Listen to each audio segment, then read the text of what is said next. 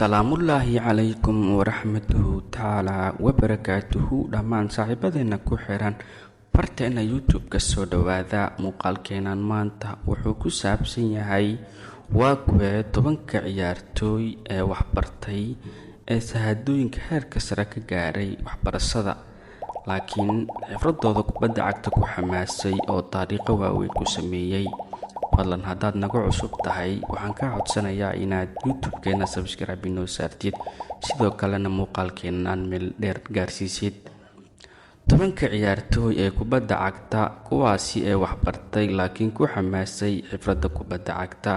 nambarka 1 waxaa ku jira Juan Mata, ciyaaryahanka reer Spain ee Juan Mata oo soo ciyaaray kooxo ay ka mid yihiin Manchester United iyo Chelsea, wuxuuna ka mid ahaa ciyaartooydii xulka Spain kula guuleystay koobkii adduunka sanadkii 2010 kaasi oo lagu qabtay dalka Koonfur Afrika.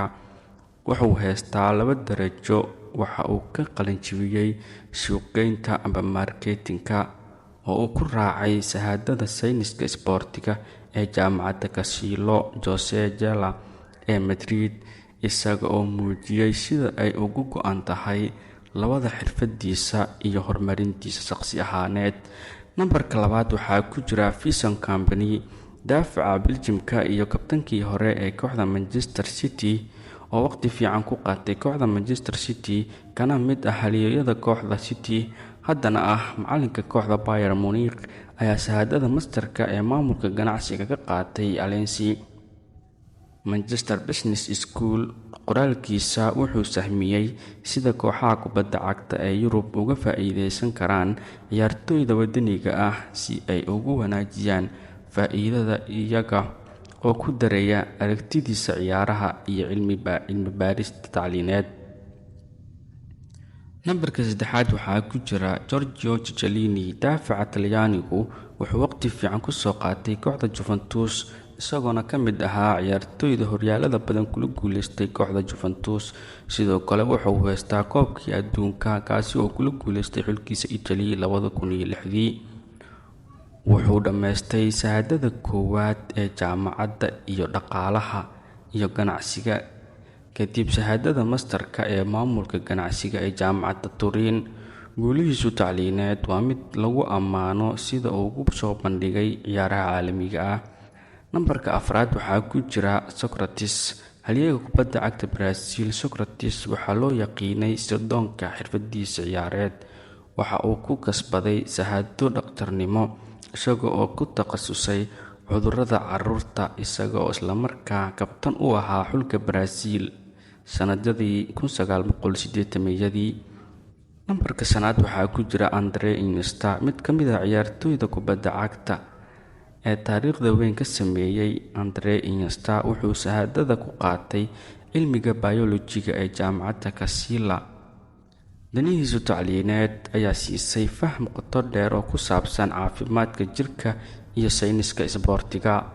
nambarka 6 waxaa ku jira Yuto Nagatomo oo u dhashay Japan, una soo ciyaaray kooxda Inter Milan iyo kooxaha kale ee Galatasaray ay ka mid tahay. ma ahan oo keliya heer sare kubadda cagta, laakiin sidoo kale wuxuu shahaadada dhaqaalaha ka qaatay jaamacadda Meiji. waxbarashadiisu waxay siisay aragti ballaadhan oo ku saabsan dhinacyada maaliyadeed ee kubadda cagta iyo nolosha ka baxsan.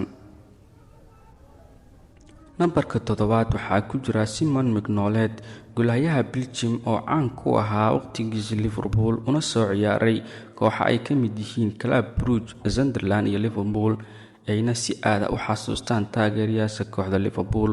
wuxuu cilmiga siyaasadda ka bartay jaamacadda Katoliga ee Leuven. sooyaalkiisu tacliineed ayaa keenaya aragti gaar ah oo ku wajahan qaabkiisa kubadda cagta iyo dhaqdhaqaaqa kooxda.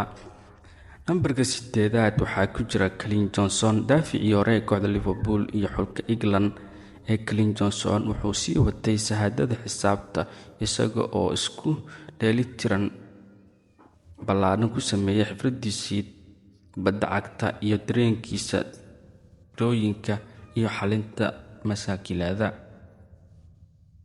nambarka 9 waxaa ku jira Xhaka Slop, kaliya laguma dabaaldego xirfadiisii gool ilaalinta, laakiin sidoo kale wuxuu lagu dabaaldegaa shahaadada injineerinka farsamada ee jaamacadda Howard. socdaalkiisu tacliineed wuxuu hoosta ka xariiqay hibooyinka iyo xiisaha kala duwan ee ciyaartooy badan oo kubadda cagta ah. nambarka 10aad waxaa ku jira Duncan Watmore, ciyaaryahanka heerka caalami ee dalka Ingiriiska una soo ciyaaray kooxda Sunderland, ayaa ka qalin jebiyay shahaadada heerka koowaad ee dhaqaalaha iyo maamulka ganacsiga ee jaamacadda Newcastle. heerkiisa tacliineed ayaa la aqoonsaday iyada oo ay barbar socoto guulihiisa isboorti, isaga oo ku muujinaya labada wado ee guusha uu sii wadin karo.